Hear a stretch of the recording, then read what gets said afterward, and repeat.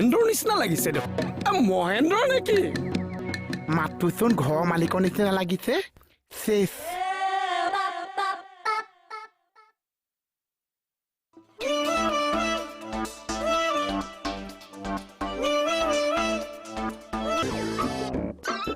আমি যে ভিখাৰী আমাৰ নাই চাকৰি চাকৰি কেতিয়া বাই গ'ল আমাৰ নিচিনা মানুহক মৰম চৰম নকৰে পইচা পাতি নিদিয়া হ'ল দাদা পইচা দিব কিবা এটা খাম দাদা দিম বাবা দাদা পইচা দিব এইটো লোৱা কিবা এটা খাবা দেই বাবা